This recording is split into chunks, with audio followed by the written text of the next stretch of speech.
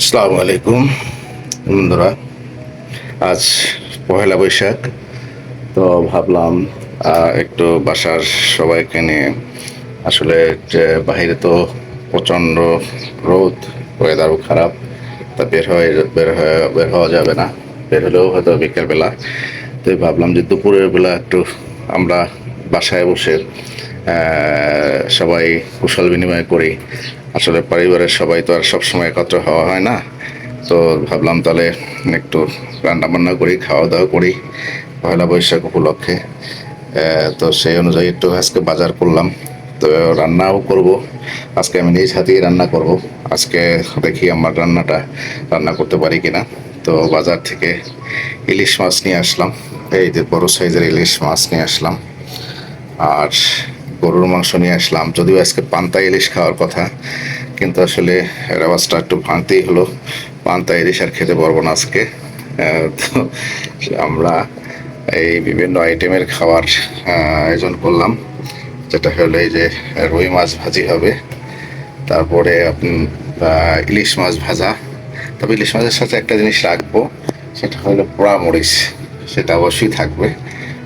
অবশ্যই আপনারা দেখতে পাবেন।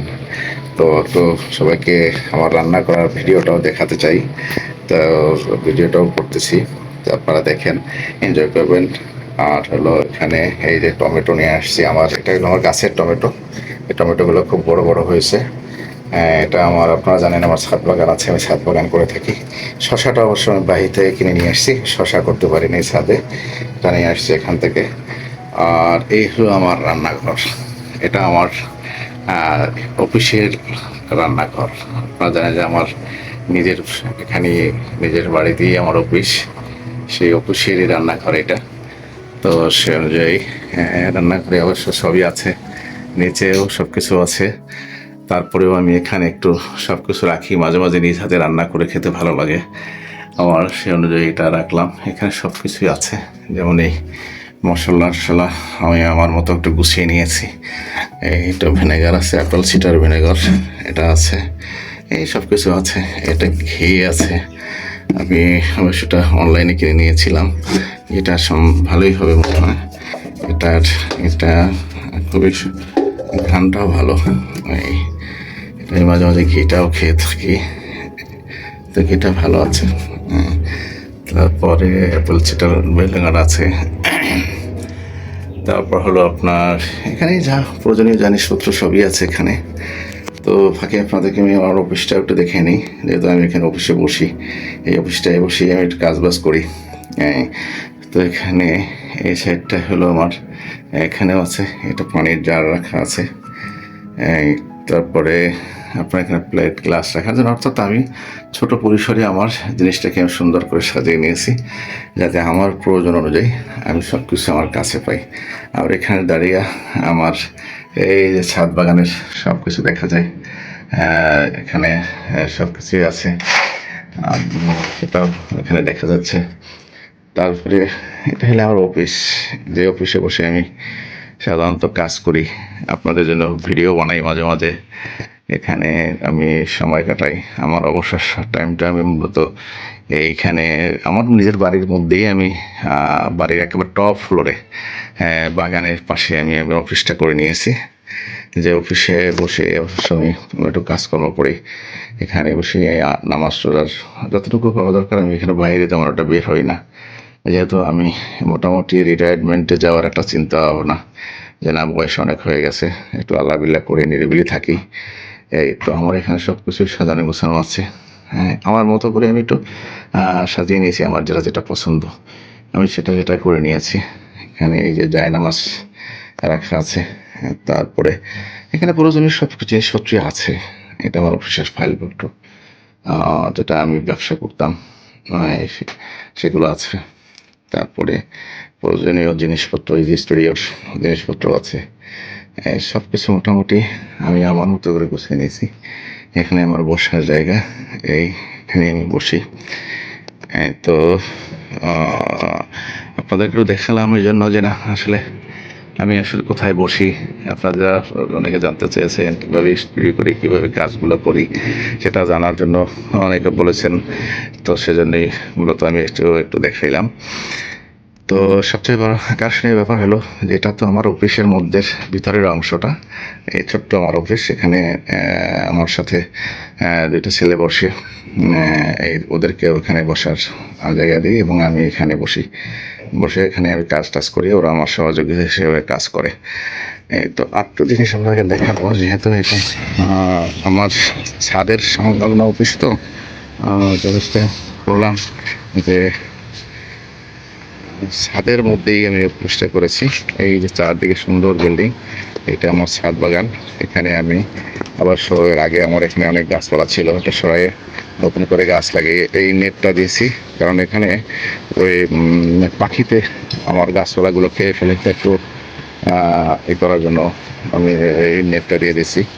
এখানে আমার অনেক গাছপালা আছে, এই যে অনেক মরিচ হয়েছে, মরিচ গাছে। এই যে মরিচগুলো আমি নিয়ে নিয়ে আজকে অবশ্য নিব, যেটা হলো আমার সেজন্য রান্নার জন্য কাজে লাগবে। তারপরে এখানে হলো আপনার রয়ে গেছে আপনার এই যে ডাঁটা শাক, সব কিছু মিলিয়ে একটা সুন্দর পরিবেশ করে আমার মতো করে করেছি। অনেকের কাছে সুন্দর না লাগতে পারে, বাট এইখানে আমার এই যে বড় একটা খাঁচা বসেছে এর মধ্যে, এই যে যেটার মধ্যে আমি আমার পাখি পালবো, পাখি পালার জন্য কোয়েল পাখি। এই তো আমার ছোট একটা নাতি আছে, ওই সে মাঝে মাঝে কোয়েল পাখির ডিম খেতে চায়, তো এটা নিয়ে আসছি আমার খামার বাড়ি থেকে। এখানে কবুতরের খাঁচা আছে, এই যে কবুতর, এই যে তার সে বসে আছে। তারা সবাই এখানে ভিতরে বসে থাকে, ওরা খানার আমাকে ভয় পায় না। এখানে কিছু কবুতর আছে, সবাই মোটামুটি বাচ্চা।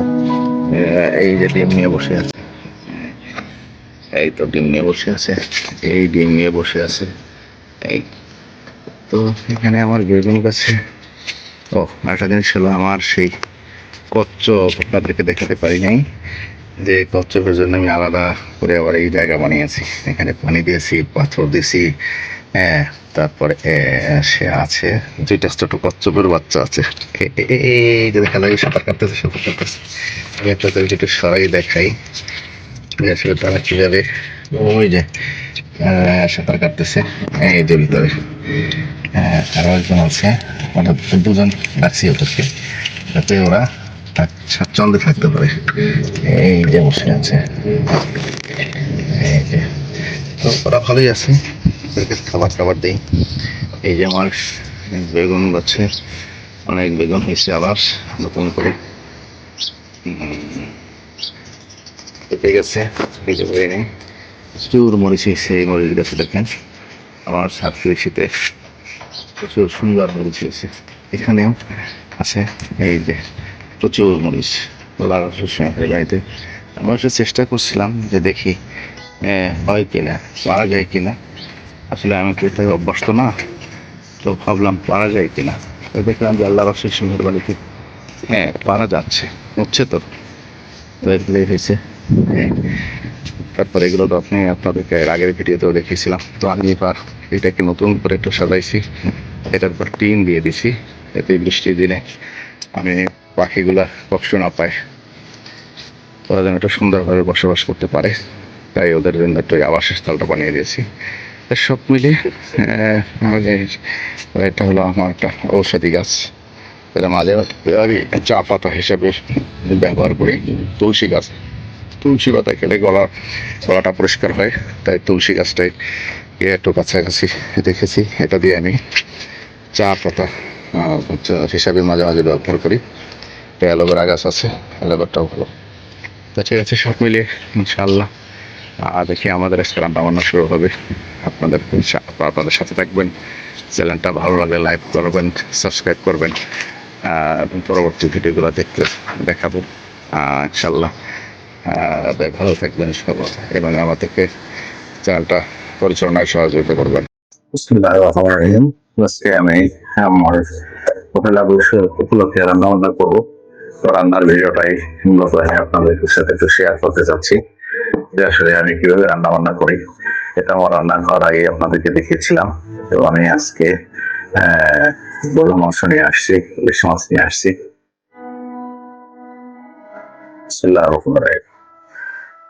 আজকে গরু মাংস রান্না করবো।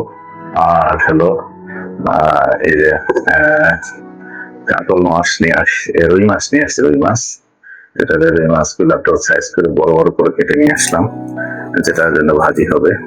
আর এদিকে ইলিশ মাছ নিয়ে আসছি, খুব বড় সাইজের ইলিশ। এই ইলিশগুলা আজকে রান্না হবে। জি আলহামদুলিল্লাহ। তো আমি রান্না বান্নাটা শুরু হয়ে যাবে এখনই।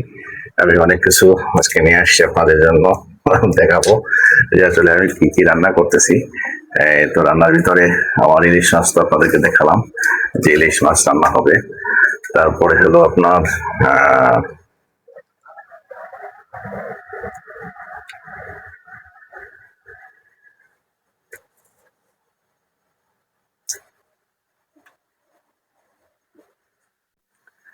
বিসমিল্লাহির রহমানির রহিম। আপনাদেরকে আপনার আজকে পহেলা বৈশাখ উপলক্ষে যে আমি তো রান্নাটা করবো, রান্নাটা দেখাবো। আর মধ্যে আপনাদেরকে আমার যাবতীয় কি কি রান্না হবে আপনাদের সাথে সেটা শেয়ার করছি। এবং এটা হলো আমার সেই রান্নার একটা অংশ হিসেবে আজকে সেই পহেলা বৈশাখে রান্নার জন্য আমরা আজকে গরুর মাংসটা নিয়ে আসি। তো ভালো তাজা গরুর মাংস। গরুটা আমি অবশ্য নিজে দাঁড়িয়ে থেকে দেখছি, যেটা আসলে ওরা গরুটা জবাই করতেছে, সেখান থেকে নিয়ে আসলাম। আর এদিকে আমি ইলিশ মাছ নিয়ে আসছি। এই ইলিশ মাছ নিয়ে আসলাম। তারপরে হলো আপনার আরো অনেক যা যা লাগে সেটা নিয়ে আসছি। এখানে সেই মাংস, মাছ, এটা হলো রুই মাছ। রুই মাছ নিয়ে আসলাম। তারপরে আমি কাজটা শুরু করে দিলাম। রুই মাছটা দিয়ে রুই মাছটাকে একটু ধুইতে হবে সুন্দর করে, নিয়ে তারপরে কাজটা শুরু করবো। তো দেখি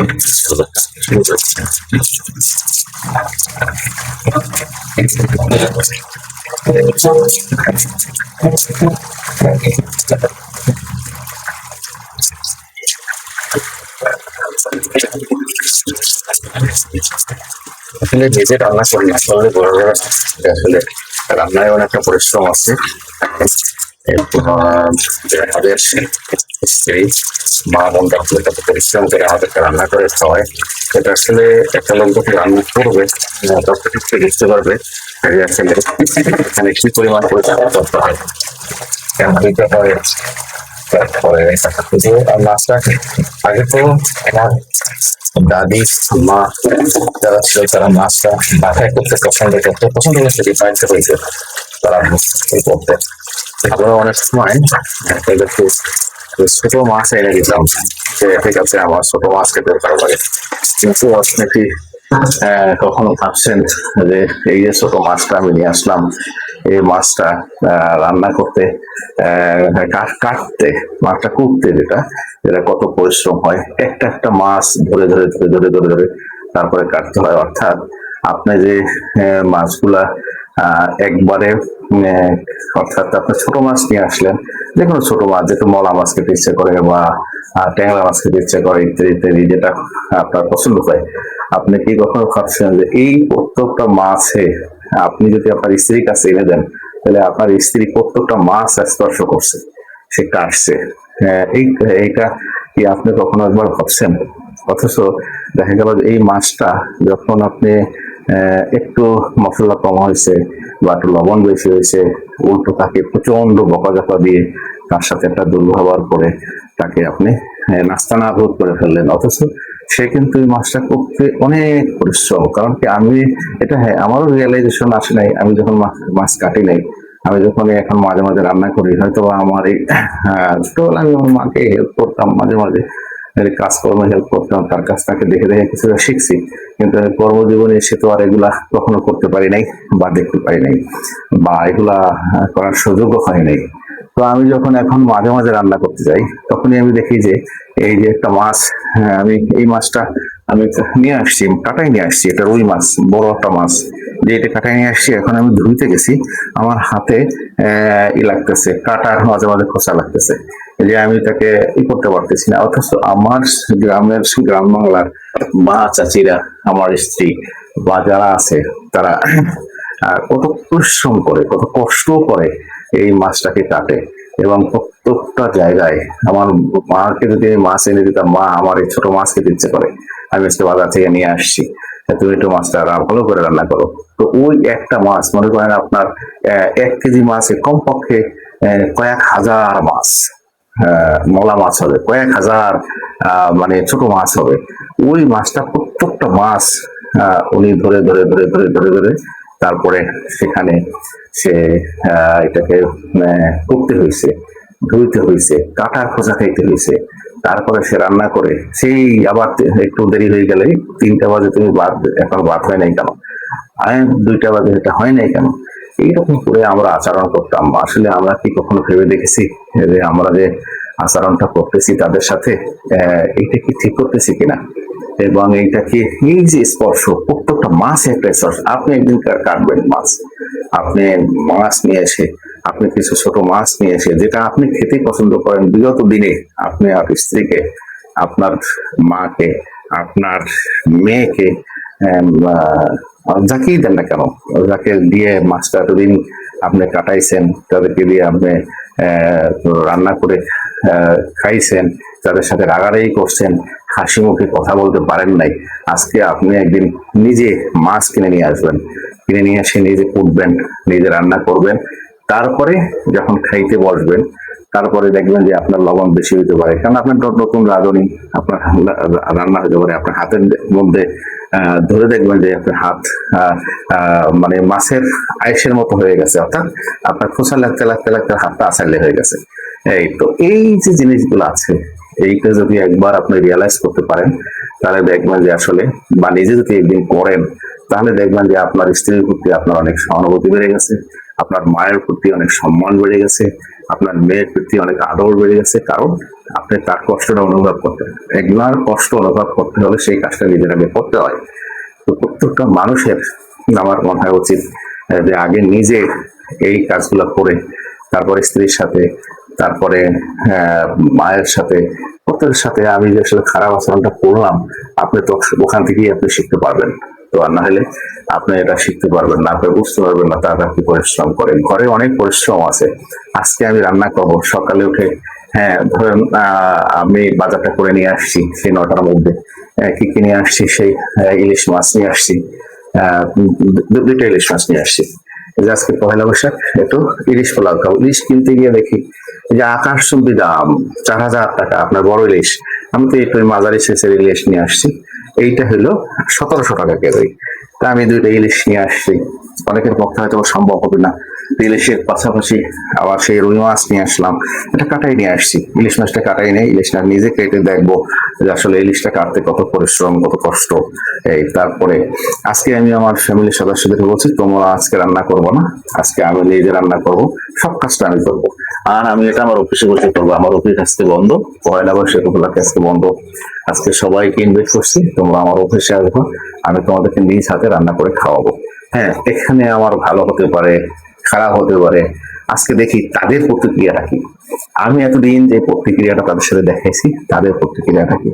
তারপর এখানে গরুর মাংস নিয়ে আসছি, যদিও আসলে এই জিনিসগুলোকে আমি অনেক সময় দেখাতে স্বাচ্ছন্দ্য বোধ করি না, কারণ কি একটা রাসূল ইসলাম হাদিস অনুযায়ী আছে এবং তার কথা অনুযায়ী আছে, তুমি যে জিনিসটা খাবা অন্য মানুষের সেটা খাইছে কিনা তুমি সেটা খোঁজ রাখবা। হ্যাঁ, আমি অনেক সময় হয়তো বা পারি না, সবাইকে খাওয়াতে পারি না, সবাইকে তো আমি সেই সে নাই, তারপর আমি যখন ভালো খাবারটা খাই, খেতেই হয় মাঝে মাঝে, তা আমি সেটা আসলে প্রকাশ করতে আমি আসলে ইচ্ছা প্রকাশ করি না, যে না আসলে আমারই অনেক আত্মীয় স্বজন হয়তো বা আছে যারা এই খাবারটা খেতে পারে না, বা তারা বছরে একবার গরুর মাংস খায়, এমন আত্মীয় স্বজন আছে, এমন লোকজন আছে। কিন্তু আমি আজকে তো গরুর মাংস কিনে নিয়ে আসলাম, পয়লা বৈশাখ উপলক্ষে তাজা গরুর মাংস কিনে নিয়ে আসছি, যে সবাই কিনে একটু খাবো। তো এইটার ভিডিওটা আমি আসলে করতে চাইনি, তারপরও ভাবলাম যে না, যেহেতু ভিডিও করতেছি, এটা আনন্দ করতেছি, তো আপনাদের সাথে শেয়ার করি, সেখান থেকেই করা। আসলে এটা করতে আমার অনেক সময় ইচ্ছা করছিল না, তারপর যাই হোক এই গরুর মাংস নিয়ে আসলাম, তারপরে ইলিশ মাছ, এইটা তারপর রুই মাছ, এগুলো আমি নিজ হাতে করবো। সালাদ আপনাদেরকে আগেই দেখাইছি যে আমার গাছের টমেটো, এই কত বড় বড় টমেটো হয়েছে। এটা আমি ছাদ বাগান করি, আমার গাছে এত বড় বড় টমেটো হয়েছে। এই যে অনেক বড় বড় টমেটো হয়েছে। এই শসাটা আমি বাইরে থেকে কিনে নিয়ে আসছি, সুতরাং এটা তো আমি নিজে ফলাতে পারিনি। তো যাই হোক, আমি আমার ফাঁকে ফাঁকে কাজগুলো করি আর আপনাদের সাথে কিছু কথাবার্তা ভাগাভাগি করি। মাছটা একটু ভালো মতো ধুয়ে নিব। আমি আগে কখনো এই কাজগুলো এভাবে করি না। আজকে আমার কেন যেন মনে চাইছিল যে আমি আজকে রান্না করে খাওয়াই, তো সেই রান্নাটাই করতে চাচ্ছিলাম। তো এটা একটু ভালো মতো দিতে হবে, তো লবণ দিতে হয়। আমি দেখছি যে মাছ যখন একটু ধুয়ে তখন একটু লবণ দিয়ে নেয়, লবণ দিলে নাকি মাছ থেকে গন্ধটা চলে যায়। তো আমি লবণ দিয়ে তারপরে মাছটাকে একটু যাতে করে মাছটা পরিষ্কারটা ভালো হয়।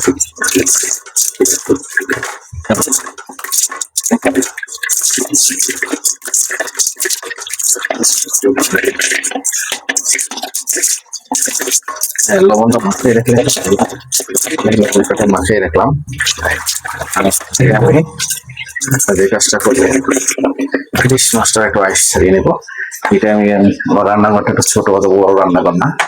তো সেক্ষেত্রে এই ইলিশ মাছটাকে আমি একটু পরিষ্কার করে নিই, যাতে ইলিশ মাছটা করতে সুন্দর হয়।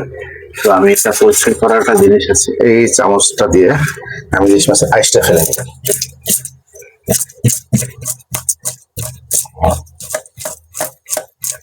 এই মাছটা কাটাই আনলে ভালো হতো, ভাবলাম যে না, নিজে একটু কাটি। আমি না কাটলে আসলে এটা যে একজনে কেটে দিচ্ছে সেটা মর্মটা বোঝা যাবে।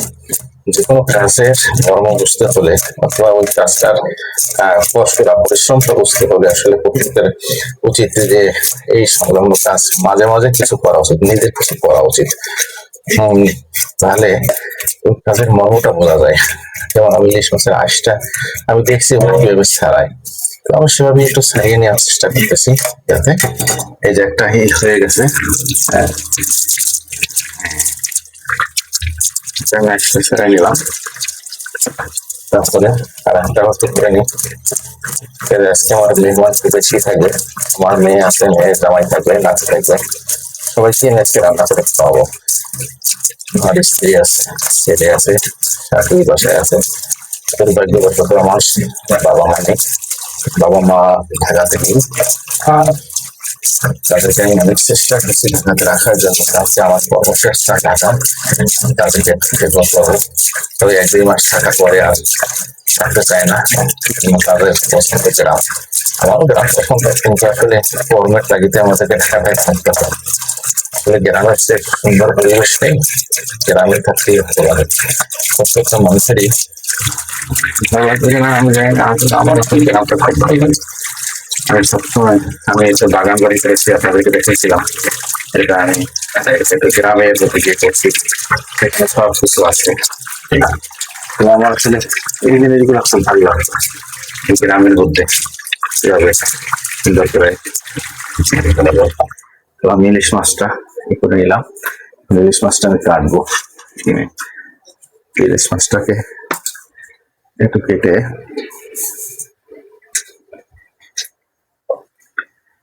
ইলিশ মাছটা কেটে তারপরে একটা জায়গা আছে কাটার, এইটার উপরে বসে আমি মাছটা কাটবো।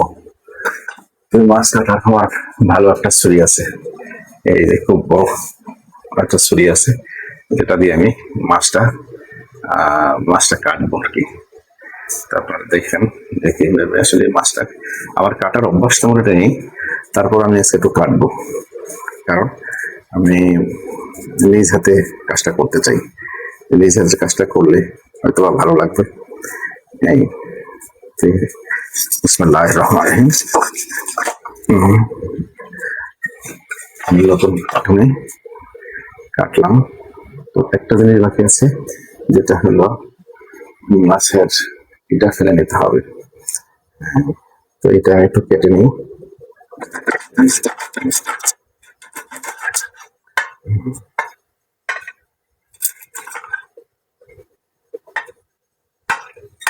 যাক, মাছটা মনে হয় ভালো, খুব ঘ্রাণ আসতেছে।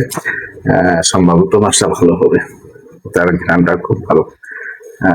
পদ্মার ইলিশ মনে হতে পারে, যেটাকে আমরা সচরাচর পদ্মার ইলিশ বলে থাকি। এই তো একটু মোটা করেই কাটি, যেহেতু আহ,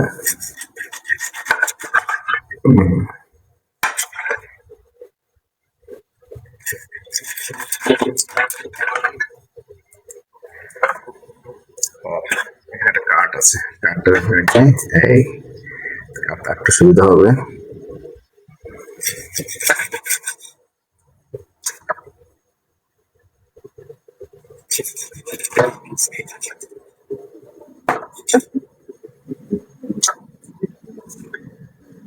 হ্যাঁ, খুব ভালো লাগতেছে যে আমরা নিজ হাতে রান্না করতেছি। হ্যাঁ, উম, আমার ওয়াইফ, সে আবার ল্যাস খেতে খুব পছন্দ করে। ল্যাসটা একটু বড়ই রাখলাম, যেহেতু আজকে তারে আমি খাওয়াবো রান্না করে, আজকে একটু বড়টাই খাওয়াই। আজকে নিজে খাইতে গেলে অনেক সময় ছোটটাই খায়, বড়টা তার খাওয়া হয় না, কারণ সে নিজে সেটাই করতে পছন্দ করে। ছোটটা তো আমরা দ্বিতীয় মাছটাও কেটে নেই, দেখি। বিসমিল্লাহ, আল্লাহু আকবার। একটা মাথা, এর ভিতরে মনে হয় একটু হালকা হতে পারে। হ্যাঁ, ছোট ছোট ডিম হয়েছে, অসুবিধা নেই।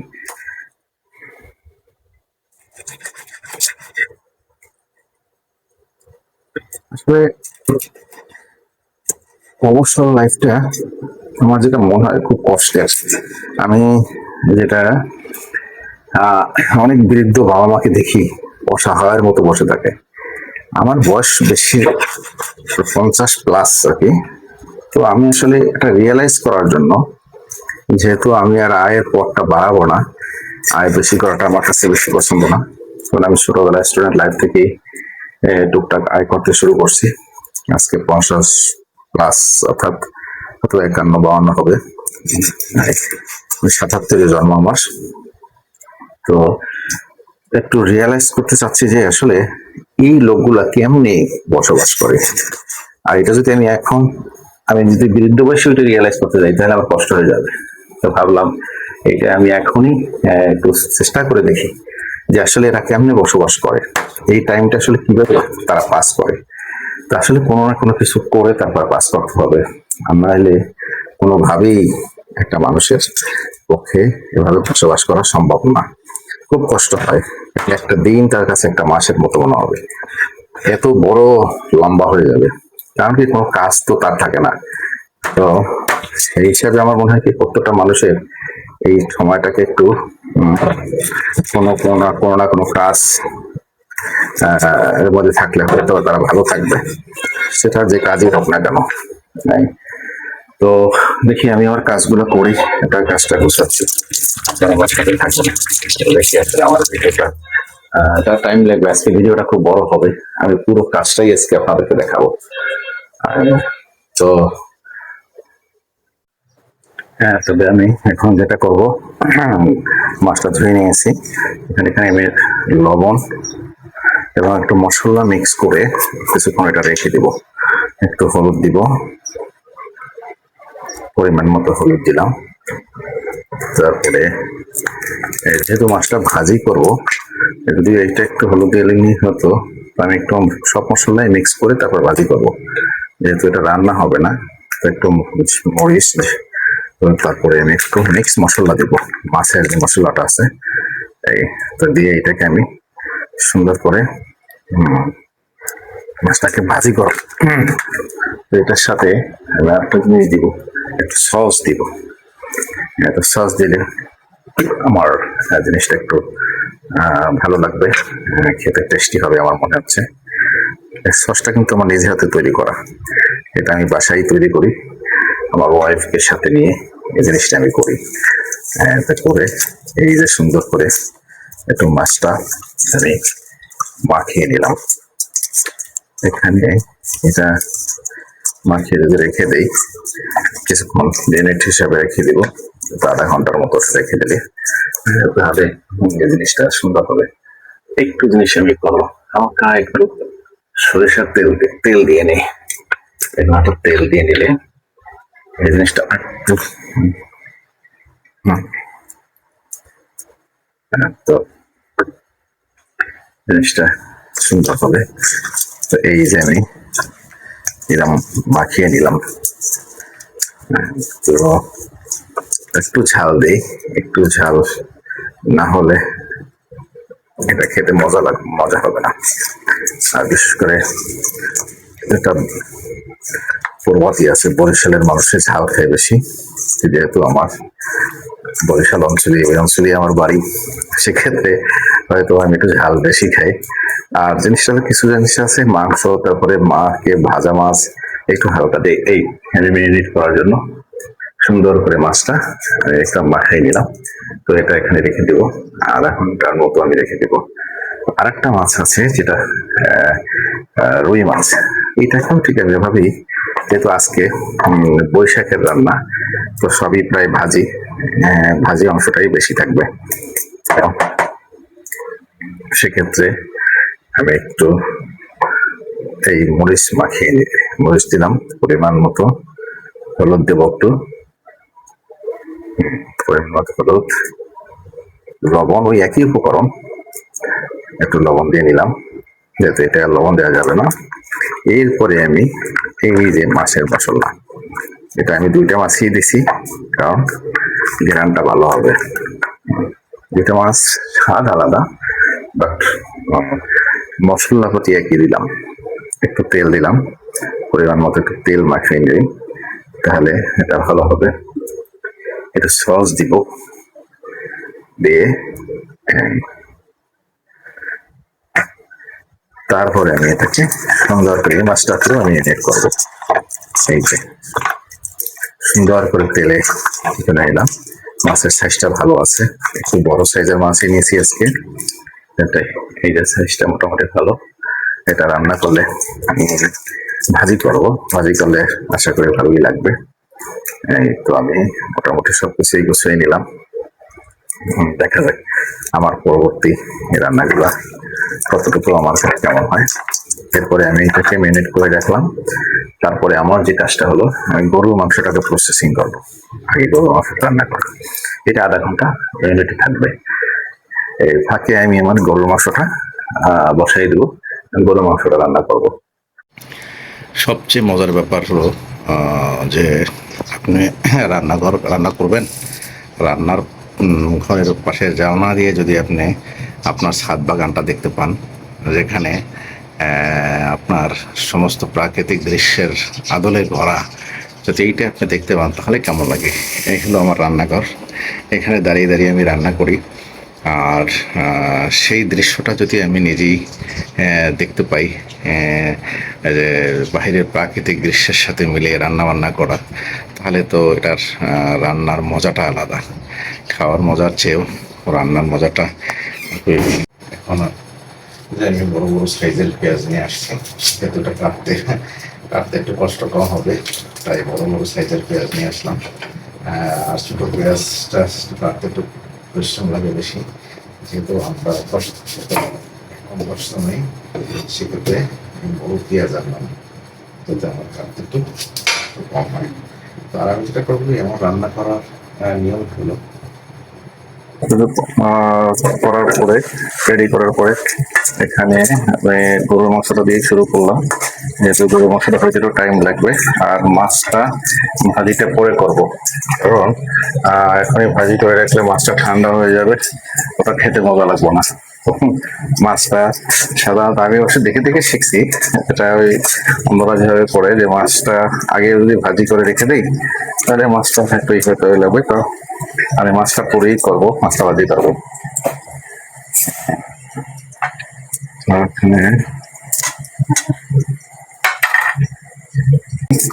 গরু মাংসটা রান্না করে নেবো, একটু পেঁয়াজ একটু ভাজা ভাজা করে নিলাম।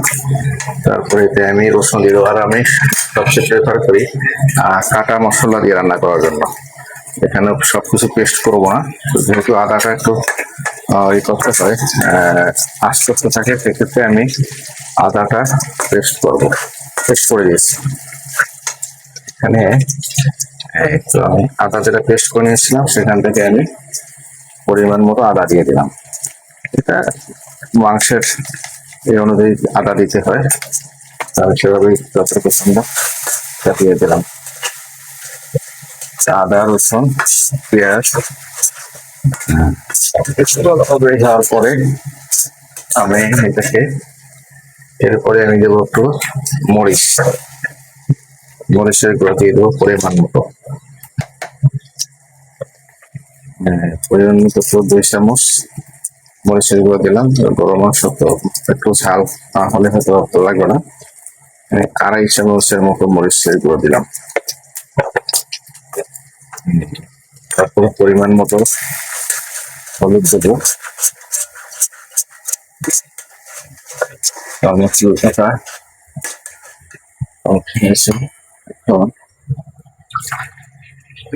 পানি দিয়ে নিই একটু। হ্যাঁ,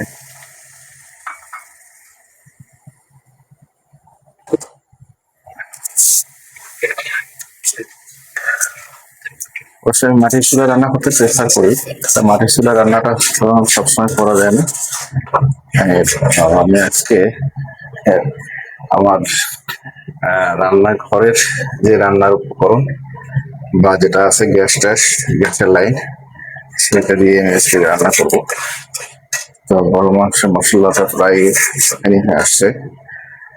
তো ফাঁকে আমি যেটা করবো, এখানে একটু মিক্স নিয়ে আসছি, অন্য আদা রসুন এসেছে, একটু মিক্স মশলা নিয়ে আসছি যাতে করে রান্নাটা একটু সুস্বাদু হয়। আমি রাঁধুনি ব্যবহার করি সাধারণত, রাঁধুনিটা একটু ভালো হচ্ছে। রাঁধুনি গুঁড়ো মাছের মশলা আমি অন্যান্য কিছু দেওয়ার চেয়ে এইখান থেকে অল্প একটু দিয়ে দেব, পরিমাণ মতো দিলাম। যেহেতু আধা কেজি মাংস, 1 কেজি মাংসের মধ্যে আর আমরা লোক সংখ্যা একটু কম, সেক্ষেত্রে বেশি আর করলাম না। বাইরের মেহমান নিয়ে এসছে, আজকে বড় আয়োজন। পরিমাণ মতো রাঁধুনি মিক্স মশলা দিলাম, অন্য কিছুই দেবো এখানে লবঙ্গ, দারচিনি, এলাচ, তারপরে আর যা কিছু আছে এই উপকরণগুলো সাধারণত আমি দেবো না। কারণ কি এখানে একটাই দিছি রাঁধুনি মশলার, সেখান থেকে দিয়ে দিছি, এর জন্য আর অন্য কিছু দেবো। তো এখানে কালারটা ভালোই আসছে, কালারটা মোটামুটি ভালোই দেখা যাচ্ছে। তো দেখি কালারটা কেমন হচ্ছে, দেখি কালারটা মোটামুটি ভালোই আসতেছে।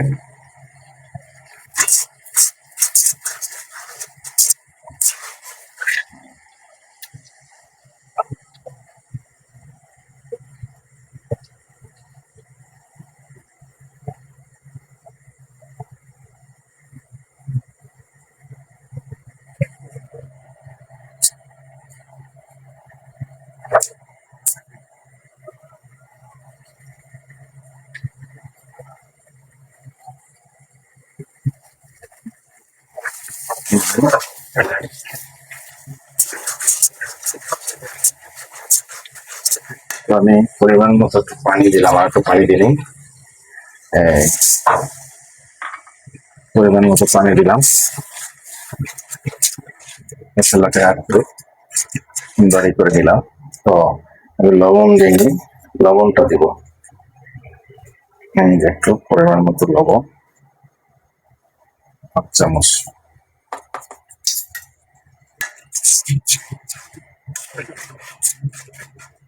আমি ফাঁকে যে কাজটা করবো, হাড়ওয়ালা যে মাংসটা আছে, সে বড় একটা হাড় দিয়ে দিচ্ছি, হাড়টা একটুর মধ্যে দিয়ে দিই যাতে এগুলো একটু তাড়াতাড়ি হয়ে যায়। পরে আমি মাংসটা আস্তে আস্তে দিব, হাড়টা একটু আগে দিয়ে দিই, যেহেতু হাড়ের সাথে চর্বি টর্বি থাকে, এগুলো একটু ভালোভাবে যাতে রান্নাটা হয়, এই জন্য সাধারণত আমি আগে এটা দিয়ে দিই।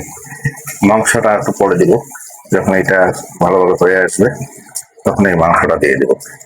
আমি একটু সস ইউজ করতে পারি, যাতে অল্প একটু সস দিলে এটা ঘন হবে, যেহেতু আমি বাটা মশলা কম দিয়েছি।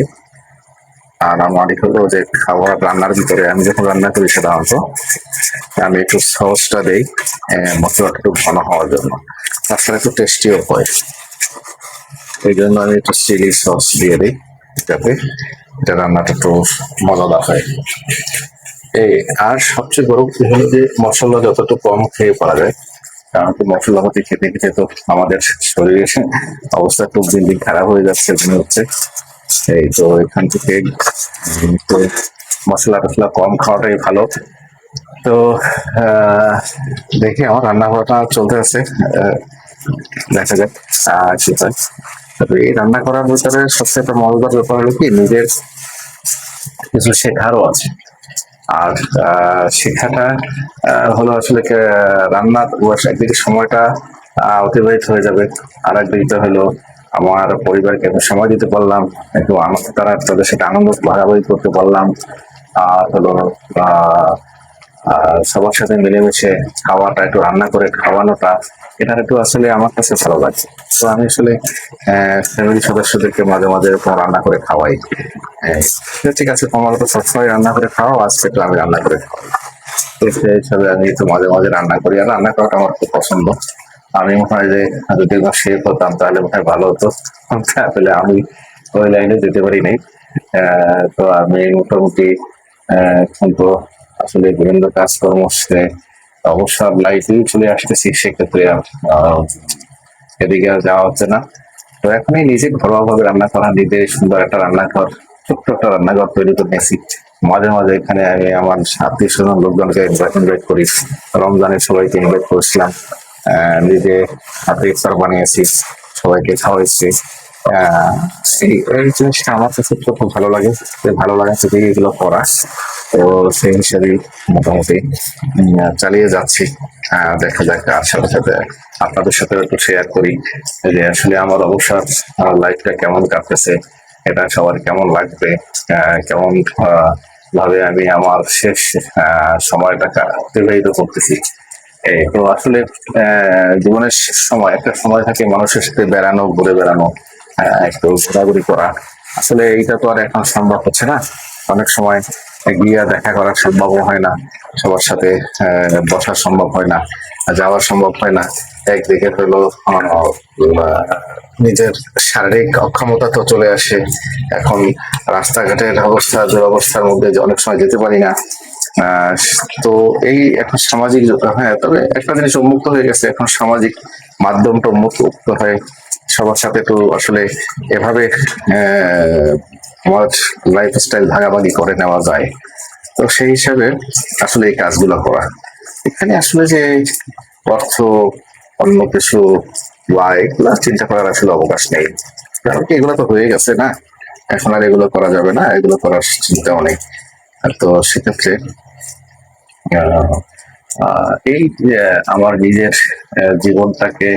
জীবনটা চলার পথটাকে কিভাবে আমি চলতেছি, সবার সাথে একটু যোগাযোগ করবো, তাই সামাজিক যোগাযোগ মাধ্যমটাকে একটু বেছে নিলাম, যে এই মাধ্যমে সবার সাথে যোগাযোগ করা যাচ্ছে, সবাই করতেছে, আমি আমার সময়টাকে কিভাবে কাটাইতেছি, সবাই যদি একটু দেখে বা এখান থেকে কিছু শেখে, তাহলে শিখতেও পারে। আর না হলে হয়তো আমি কিভাবে আমি আছি সবার সাথে সেটা শেয়ার করলাম। এই তো আমি আমার মাংসটা যেহেতু এটা হয়ে আসছে, আমি মাংসটা একটু দিয়ে দিই। মাংসটা আমি একটু বড় বড় করেই কাটছি, এই যে যাতে একটু ভালো করেই করলাম, বড় বড় করে করলাম আর কি, বেশ ছোট করিনি। এই তো মাংসগুলো আমি দিয়ে দিই। মাংসগুলো দিলে মাংসটা আগে কষাই নিতে হবে সুন্দর করে। অনেক মাংস দিচ্ছি এখানে। তো একটু নেড়ে চেড়ে মাংসটা নেড়ে চেড়ে এটাকে ঢেকে দেবো।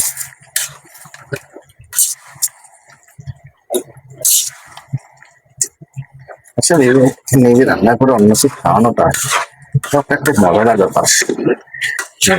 আর এখন তো রান্না সহজ হয়ে গেছে, রান্না তো আর আগের মতো নেই, এই যে মাটির চুলায় জাল দিতে হবে, তারপরে সেখানে অনেক ঝামেলা থাকে। এখন সেই অনেক এই ডিজিটাল হয়ে অনেক কিছুই ঝামেলা মুক্ত হয়ে গেছে।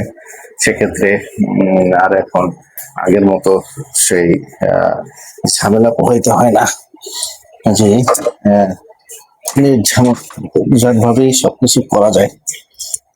তো আমিও ঠিক সেভাবে একটু করার চেষ্টা করতেছি। আমি এটা একটু ঢেকে দিব, ঢেকে দিলে জিনিসটা একটু হয়তো ভালো লাগবে। তো দেখা যাক, আল্লাহ ভরসা। রান্না বান্না চলতেছে, খাওয়া দাওয়া হবে। আজকে পয়লা বৈশাখ, পয়লা বৈশাখটা ঠিকভাবে উদযাপন করবো সবাইকে নিয়ে, সবাইকে একটু সারপ্রাইজ দিব। যদিও বলছি আজকে তোমাদেরকে খাওয়াবো, কিন্তু আমি কোথায় খাওয়াবো, কিভাবে খাওয়াবো সেটা বলিনি। এটা আমার অফিসের মধ্যে আমি রান্না করতেছি, আমি সবকিছু রেডি করে সবাইকে ডাকবো। আপনারা হয়তো সারপ্রাইজ হবে যে আমি তাদের জন্য রান্না টান্না করছি, তাদের জন্য এখানে ব্যবস্থা করছি। তারা দেখি কিভাবে এনজয় করে। আপনারা আমাদের সাথে থাকুন, দেখি কি আমাদের এনজয়টা কেমন হয়। মাছ রান্না শেষ, এখন আমরা মাছটা ভাজি করবো।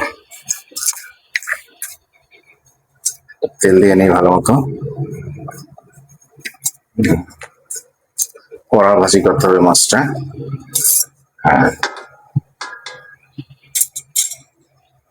আমরা বড় বড় মাছ নিয়েছি, থেকে লবণ দিয়েছিলাম,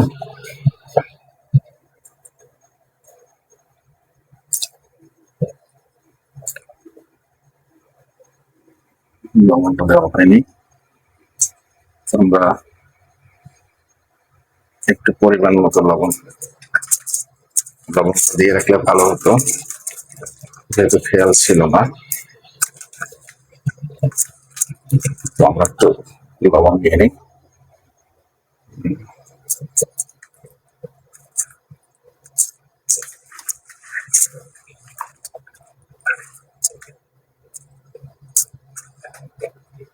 বিসমিল্লাহির রহমানির রহিম।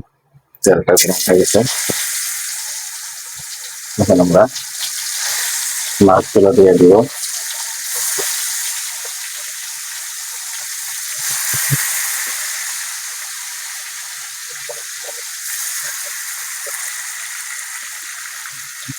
মাছটা ভাজা ভাজা হয়ে যাবে, এই যে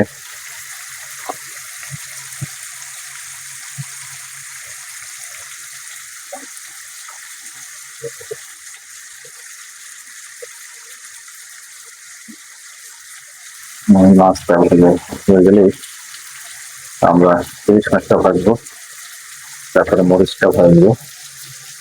মরিচটা ভেজে ইনশাল্লাহ আমরা আজকে দুপুরে খাবারটা আমরা খাবো।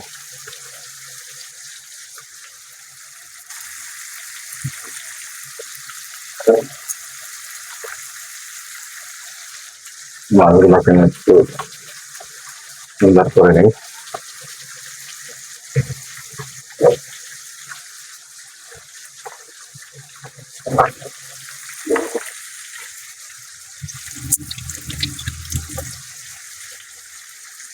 রান্না করতে খুব সময় দিতে হয়, সময় সময় লাগে, সময় না দিলে রান্নাটা পরিপূর্ণ হবে সেটা করা যায় না, খুব ভালো সময় দিতে হবে।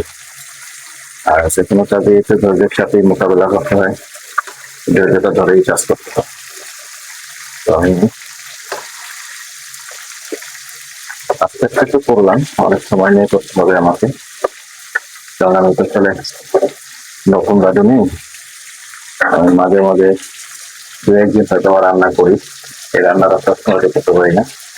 আজকে ঠিক করলাম, হয়তো অনেকদিন পরে করবো, এইভাবেই আসলে রান্নাগুলো করতে হয় বা সময় নিয়ে করতে হয়। মাছটা একটু লবণ দিয়ে দিলাম, আর দিয়ে মাছের কালারটা খুব সুন্দর আসছে, খুবই ভালো লাগতেছে দেখতে। তো নিজের হাতে রান্না করে খাওয়াটা, এটার মজাটা আলাদা, এটা আলাদা একটা মজা আছে। আমি নিজেই রান্না করলাম আজকে, নিজের পছন্দ মতো রান্না করলাম। বড় ইলিশ মাছ, ওই মাছের দো পেঁয়াজা, সব দো পেঁয়াজা হবে এটা পরিপাটি। আমি অবশ্য রান্নার কিছু আইটেম দেখে দেখে সেটা শিখতেছি। এই এখন থেকে মাঝে মাঝে নিজে রান্না করতে হবে, ফ্যামিলির সদস্যদেরকে খাওয়াতে হবে, বন্ধু বান্ধবের সাথে খাওয়াতে হবে, আমার যারা আহ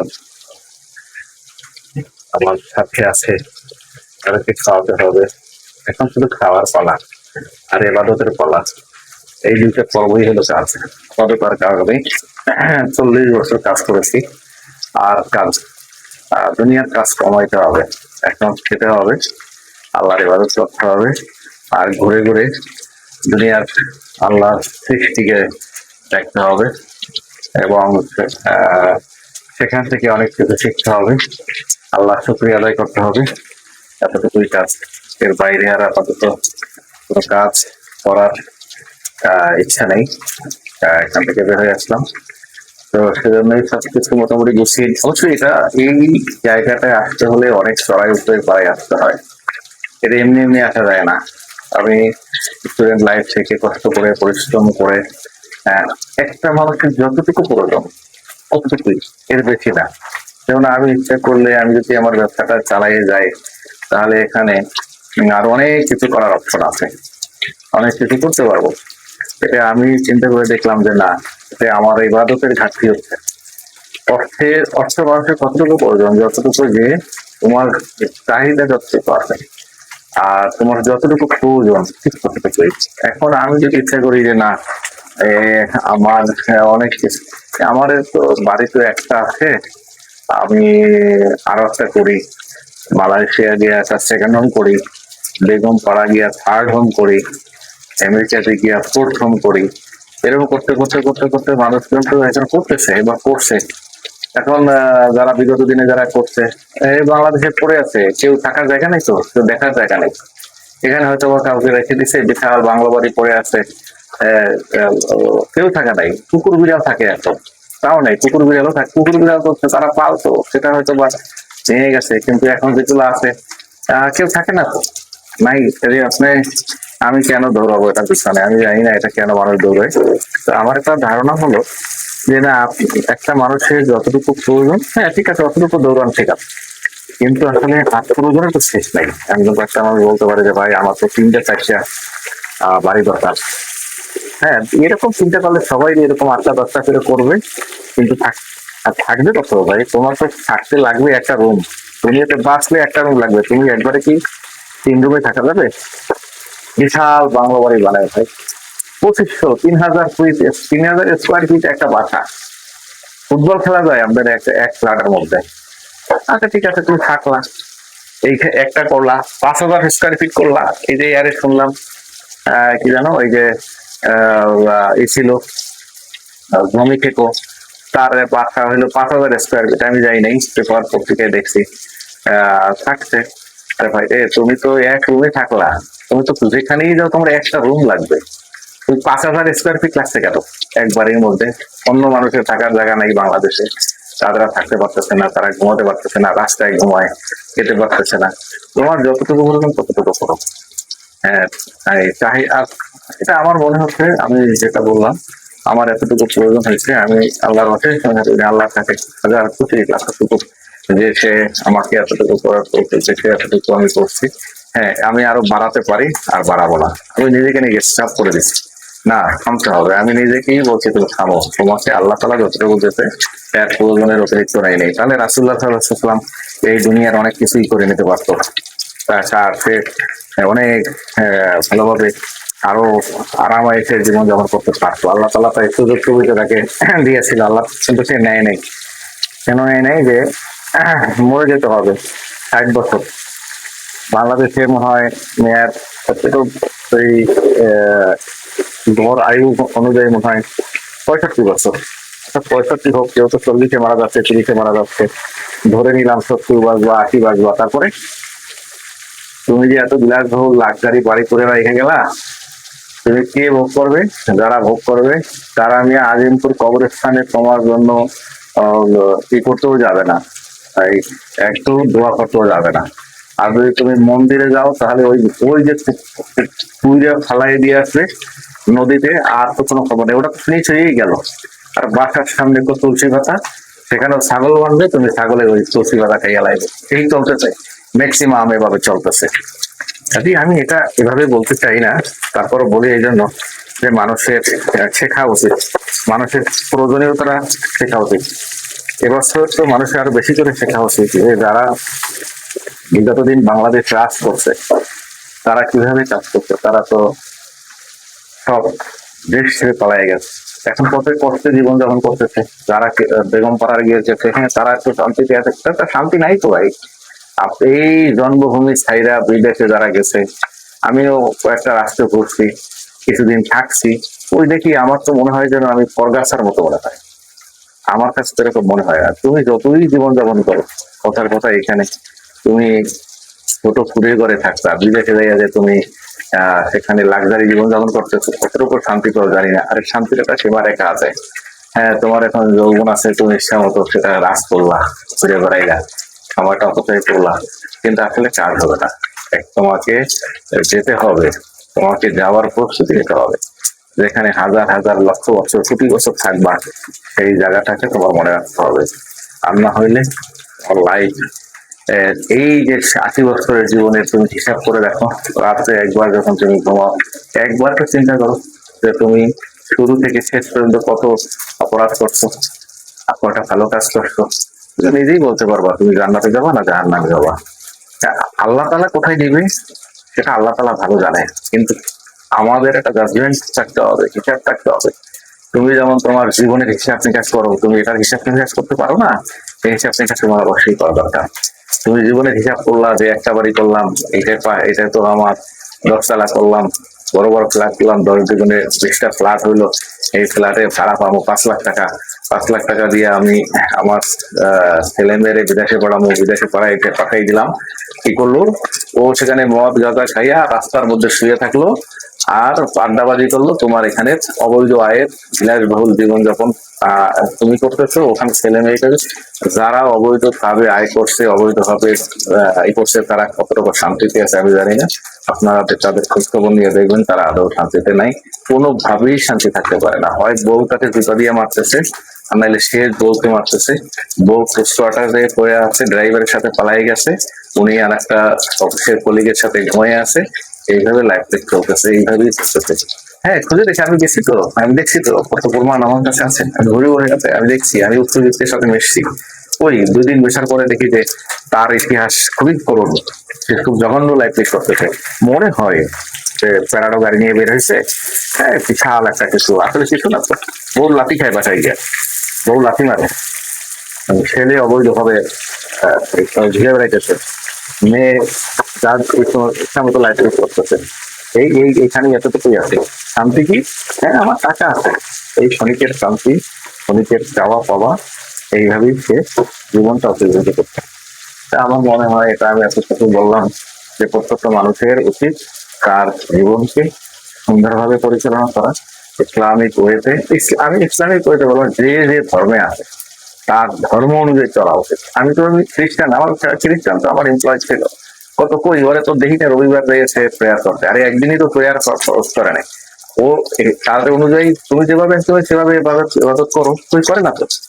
কই হিন্দু তুলসী গাছের নিচে তো পূজা একদিন দেয় না তো। তুমি তোমার যদি সেরকম ধর্মে থেকে থাকে, তুমি দাও, সেটা তুমি তো করো না ভাই, তোমার ধর্ম তো তুমি পালন করতে পারো। আর আমি তো যেহেতু মুসলিম, আমি মুসলমান ভাইদেরকে বলবো, তোমরা ধর্মের পথে ফিরে আসো, ধর্মের কাছে যাও, আল্লাহর পথে ফিরে আসো। কারণ এই ক্ষণস্থায়ী জীবনে একটু চিন্তা করতে হবে যে আমার এই ক্ষণস্থায়ী জীবনটাকে আমি আসলে কতটুকু, এই 80 বছরের জীবনটাকে আমি কিভাবে কাটাইলাম। রাস্তায় চলে আসো, একেবারে সারাতাল বস্তা খুলে চলে আসো, আদারওয়াইজ কোনো রক্ষা নেই, কেউ কিছু পারবে না। মৃত্যুর পরে হিসাব, ওইখানে হিসাব দিতে হবে, যা করছো সবকিছুর হিসাব নিকাশ ওখানে হবে, এটা মনে রেখে চলতে হবে। তো আমি এদিকে অনেক কথা বলে ফেললাম, আমার রান্না বান্নাও প্রায় শেষের পথে। ইনশাল্লাহ এই রান্নার পাশাপাশি আপনাদের সাথে আমার অনেকে আমার এই কথাগুলোকে সিরিয়াসলি নেবেন না, একটু বোঝার চেষ্টা করবেন। আর বোঝার জন্য বলছি, কারণ কি আমিও অনেক দৌড়াইছি। আমি ছোট বড় মাঝারি সমস্ত উচ্চবিত্ত মধ্যবিত্ত নিম্নবিত্ত সবার সাথে মিশছি। আমার অভিজ্ঞতার আলোকে আমি ইসলামটাকে মনে করি খুবই সহজ একটা জীবনযাপন, খুবই সহজ একটা লাইফ লিড করা যায়। হ্যাঁ, যদি তোমার সৎ ন্যায় থাকে। আর তোমার যদি অসৎ ন্যায় থেকে যে না তুমি আরে মারবা ওরে করবা, একটা এনে খেয়ে ফেলবা, ওটা ভোগ করবা, এটা সাময়িক ভোগ করবা। সকালে ভোগ করতো, বিকালে কিন্তু বের হয়ে গেছে আর এক রাস্তা দিয়া। এইটা বুঝতে হবে যে তুমি আজ ইচ্ছা মতো তুমি আজ কি করলা, বিশাল বড় একটা বাসের মাথা নিয়ে বসলা, ওই 4 ঘন্টা পরে দেখবা হেঁটে পিছনের রাস্তায় বের হয়ে গেছে। এটাই নিয়ম। আর কি এই পরেরটাতে খাবা আর ওটা বেরোয় যাবে, আর ওইটা দিয়ে যে একটু 1 ফোঁটা রক্ত তৈরি হয়েছে, এই সাজা আল্লাহ তাআলা পরকালে দিবে। তো সেক্ষেত্রে সবারই সৎ পথে চলা উচিত, ভালোভাবে চলা উচিত, সুন্দরভাবে লাইফ লিড করা উচিত, মানুষের সাথে সদ্ব্যবহার করা উচিত। যার যেরকম আছে তুমি সেভাবে চলো, সেভাবেই করো, তাহলেই তাহলে তো বা তোমার লাইফের শান্তি আছে, স্বস্তি আছে। আমি তো দেখি যে একটা মানুষ পরিশ্রম করে যে রিক্সা চালায় সারাদিন, সন্ধ্যাবেলা যে ঘরে যায় তার যে ঘুম হয়, কই আমাদের মতো লোকজন যারা আছে তারা তো 3টে ট্যাবলেট খেয়ে ঘুমাইতে পারে না। পরিশ্রম করো, পরিশ্রম করে পয়সা আয় করো, তাহলে ওই পয়সায় শান্তি আছে। আর অসৎ ভাবে আয় করবা, ওই পয়সায় কোনো শান্তি নেই, তুমি ট্যাবলেট খেয়ে ঘুমাইতে পারবা না। হ্যাঁ, আর ঘুম উঠবা 12টার কালে, 3টার কালে, তখন তোমার সকাল হবে 12টায়। আর এবারে পরিশ্রম করে ও সকাল হয় ফজরের পরে, ফজরে নামাজ পড়ে সে কাজে বের হয়ে যায়। আমি যখন রাস্তায় বের হয়ে যাই, একটু সকালবেলা মাঝে মাঝে হাঁটতে বের হই, ওই আমি রিক্সাওয়ালার সাথে যখন আলাপ করি, খুব ফজরের সময়টা বের হয়ে যায়, কিন্তু বাবা নামাজ পড়ছো, তুমি যে খুব সকালে যে বের হয়ে আসছো আজকে, তুমি কি নামাজ পড়ে বসছো, ফজরের নামাজ পড়ে বের হও। এইভাবে ইসলাম প্রচার করতে হবে, এভাবে মানুষের কাছে যেতে হবে, তাহলে মানুষ সৎ পথে আসবে। বাবা নামাজ পড়ছে আজকে, আচ্ছা ঠিক আছে, তুমি কি নামাজ পড়ছো? তো পড়ছো? হ্যাঁ হ্যাঁ ভাইয়া আজকে না তো নামাজ পড়তে পারি নাই, কেউ বলে, আর কেউ বলে মসজিদে, কেউ বলে হ্যাঁ পড়ছি। আচ্ছা কাকা ঠিক আছে, আপনাকে 20 টাকা দেওয়া হয়েছে, 50 টাকা দিলাম। এই যে আমি তাহলে 50 টাকা দিলাম, এটা কে দেওয়াইছে? এটা আল্লাহ তাআলা দেওয়াইছে আমার দিয়া। কেন দেওয়াইছে? যে ওই যে সকালবেলা ফজরের সময় সুন্দর করে নামাজটা পড়ে বের হয়েছে, আল্লাহ তাআলা এই জাযাটা আমার মাধ্যমে তাকে দিছে। এইটাই বুঝতে হবে, এভাবেই চলতে হবে। তাহলেই না হয় আমরা ভালোভাবে একটা পরিচ্ছন্ন জীবনযাপন করতে পারবো, ভালোভাবে লাইফ লিড করতে পারবো। এইটাই। সবাই আমার কথাগুলোকে যদি আপনাদের খারাপ লেগে থাকে, মন খারাপ করবেন না, বকা দিয়েন না। কারণ কি আমি আসলে অনেক পরীক্ষার পরে, আমি অনেক দেখার পরেই আমি আপনাদেরকে এই কথাগুলো বললাম। কেন বললাম? কেন হচ্ছে সবাই আসলে এই সংশ্লিষ্ট জীবন 50 বছরের জীবনে যেন একটু অর্থবক্ষে আপনারা, আমরা যারা আছি, দুনিয়ার হিসাব নিকাশ একটু করে তারপরে পরকালে যেতে পারি। যেতে হবে আজকাল, পরশু। আজকে যে মুরব্বী আছে তার সাথে খারাপ আচরণ করলাম, কালকে ওই জায়গাটায় আমার যেতে হবে। আমাকে আল্লাহ তাআলা ওই ফিরে এসেও জঘন্য ভাবে রাস্তায় অপমান করতে পারে। কাজে মানুষের একটা অসৎ আচরণ করা যাবে না, ভালোভাবে চলতে হবে। যারা আমার বয়সী আছে, আমার জুনিয়র আছে, বা যারা সিনিয়র হয়ে গেছেন, সৎ পথে ফিরে আসবেন। আর যারা আছেন তারা সংশোধন হওয়ার চেষ্টা করবেন। এই তো আমার রান্না বান্না, মাছ, রুই মাছ রান্না প্রায় শেষ। আর আমি দেখি আমার ইলিশ মাছটা ভেজে ইনশাল্লাহ আমরা খাওয়া দাওয়া করবো।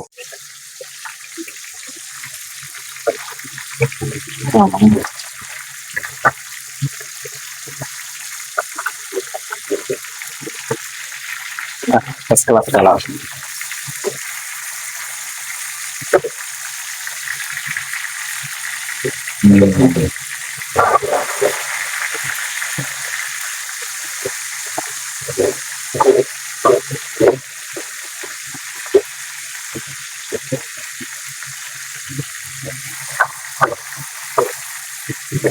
রান্না করলেই হয়ে যায়, আসলে চেষ্টা করলেই হয়।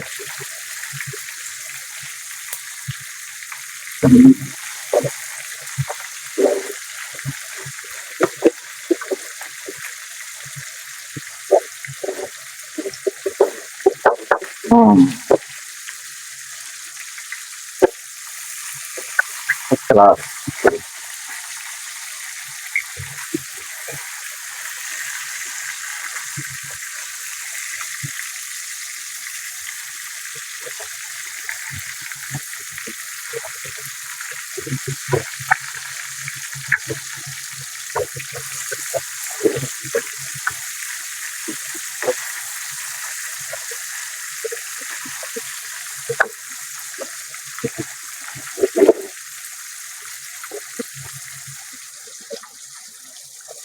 আমার মাছ রান্না করা শেষ।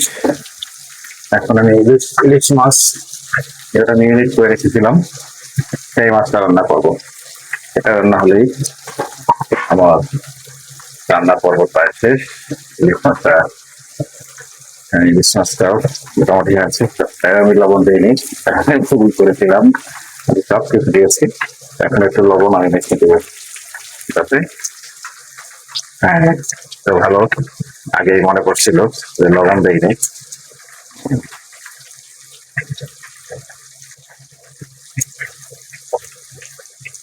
আবার ছেলে মেয়েকে খাওয়াবো, আসছে জামাই আছে, নাতি আছে, সবাইকে খাওয়াবো। এই তাদেরকে খাওয়ানোর জন্য এইভাবে রান্না করলাম। একটা জিনিস কি, একটা টাইমে হয়তো বা আমি থাকবো না, আমি মারা যাবো, ছেলে মেয়ে চাচি নাচু থাকবে, হয়তো বা একদিন বাঁচবে। আমার নানা ভাই রান্না করে খাওয়াতো, মেয়ে ভাববে বাবা রান্না করে দিত, জামাই বাঁচবে প্রচুর রান্না করে খাওয়াইতো, পাবে বলে। হ্যাঁ, এতটুকুই এই ইচ্ছা নাকি, বেশি প্রত্যাশা তো আর নেই। এই ছোটখাটো প্রত্যাশা, এর মধ্যেই জীবনযাপন, এর মধ্যেই চলাফেরা, এর মধ্যেই সবকিছু। এভাবেই ধীরে ধীরে জীবনটাকে আমি, আমার জীবনটা ছোট হয়ে আসছে। হয়তো বা যে কোনো সময় আমার এই ভিডিও করার আজকে যে কথা বললাম, হয়তো বা একটা টাইমে কথাগুলো বলতে পারবো না। আমার হয়তো বা সেই সময়টা ফুরিয়ে আসতেছে, প্রতিদিনই হয়তো বা এই সময়টা কমে আসতেছে, প্রতি সেকেন্ড কমতেছে, প্রতি মিনিট কমতেছে, দিন তো দূরের কথা, প্রতি সেকেন্ড সেকেন্ড আমি ছোট হয়ে যাচ্ছি। তো সেই হিসেবে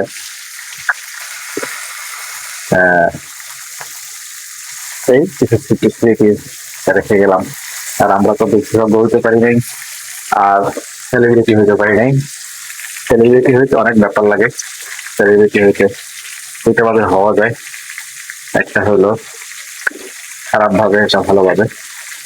যেমন অনেক ইসলামী যে স্কলার আছে, তারা হয়ে গেছে, আল্লাহ তালা তাদেরকে কবুল করেছে, তাদেরকে মানুষ চেনে জানে, তাদের সাথে মানুষের সম্পর্ক ব্যবস্থা ওইরকমই আছে। তো আমরা তো আসলে সেভাবে হতে পারি নাই, অথবা অভাব অভিযোগ ছিল, অভাব অভিযোগের জন্য অনেক সময় ভালোভাবে চলাফেরাও ঠিকমতো করতে পারিনি। এখন হয়তো বা একটু সচ্ছলতা আল্লাহ তালা দিচ্ছে, একটু স্বাদ আল্লাহ বলতেই, যেটা হলো যে স্টেবিলিটি জীবনযাপনের ওইভাবে আমার কখনো ইচ্ছে ছিল না। তবে এই যে যতটুকু আছে, এই যতটুকু করে নিচ্ছি, এর মধ্যে বিশাল শান্তি। এসে আর আমি উচ্চ হতে চাই না, এসে আমার আর পাওয়ার বা চাওয়ার কিছু নেই। তো আমি এখানে এভাবেই, আপনারাও দোয়া করবেন আমার সবার এই মাটি জীবনটা এই এতটুকু যে আছি, এভাবেই যেন চলে যেতে পারি। আর যদি কারো উপদেশ থাকে, অবশ্যই আমার ভিডিওটা যেহেতু লাইভ হচ্ছে, আপনারা আমাকে বলতে পারবেন যে আসলে কিভাবে আমি এই জীবনযাপনটা করলে ভালো হয়, জানাবেন। এই তো দেখা যাক, আমার রান্না বান্নাটা প্রায় শেষের দিকে। বন্ধুরা, আমার রান্না বান্না শেষ। এই আমি সব সুন্দর করে রান্না করে ফেলছি। এখানে আমার এইটা হলো গরুর মাংস, হলো রুই মাছ ভাজি, আর এখানে আর একটা জিনিস হলো যেটা হলো আমার ইলিশ মাছ। ইলিশ মাছ ভাজাটা আমি সব শেষে করলাম। এর কারণ হলো যে এই মাছটাকে একটু মজা করে খেতে হয়, এটা যদি গরম গরম না থাকে তাহলে খেতে ভালো লাগবে না। তো আমি এটাকে এখন খাওয়ার মাছ পথেই আসি, আমরা সবাই যখন খেতে শুরু করবো তখনই এটাকে তুলব, এবং এটার সাথে মরিচ পোড়া থাকবে।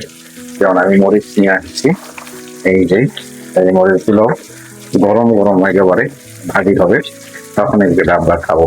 তাই ইনশাল্লাহ সবাই ভালো থাকবেন, আর আমরা খাওয়া দাওয়া করি। আমার ভিডিওটা কেমন হলো, রান্নাটা কেমন হলো আসলে সেটা তো আর আপনাদেরকে আমরা হয়তো ভাবে দেখাতে পারবো না, খাওয়াতে পারলাম না। তো আশা করি ভালো হয়েছে। তো আপনারা ইনশাল্লাহ আমাদের পাশে থাকবেন পরবর্তী ভিডিওর জন্য। আমার চ্যানেলটা যদি ভালো লাগে আপনারা লাইক করবেন, সাবস্ক্রাইব করবেন, এবং আমি যে অনেক কথাবার্তা বললাম ভুল ত্রুটি হলে কমেন্টস করেন, অবশ্যই কমেন্টে করবেন, না হলে চ্যানেল সংশোধন হতে পারবো না, আমার ভুল থাকতে পারে। তো সবাই ভালো থাকবেন, আল্লাহ হাফেজ, দেখা হবে ইনশাল্লাহ নেক্সট ভিডিওতে। এই হলো বৈশাখের প্রধান আকর্ষণ, পেঁয়াজ আর হলো মরিচ ভাজা।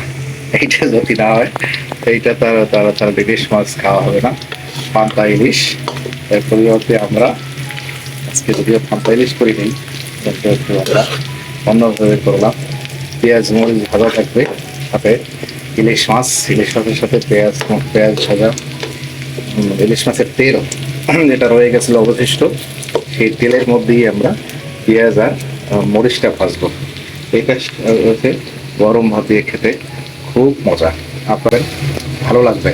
এবং যদি না হয় এটা আপনি আর একটু আপনার মতো করে উঠিয়ে নিতে পারেন, তবে মরিচটা রাখবেন আপনি পোড়া মরিচ, মানে তেলে ভাজা মরিচটা, সাথে ইলিশ মাছ, এটা খুবই ভালো লাগবে। তো আমরা একটু অন্যভাবে আজকে আমরা বৈশাখটা উদযাপন করলাম। তো সবাই ভালো থাকবেন। আর আমরা এখন, এটাই ছিল আমাদের শেষ আকর্ষণ, এটা হলো আপনার বৈশাখের শেষ আকর্ষণ হলো পেঁয়াজ মরিচ ভাজা।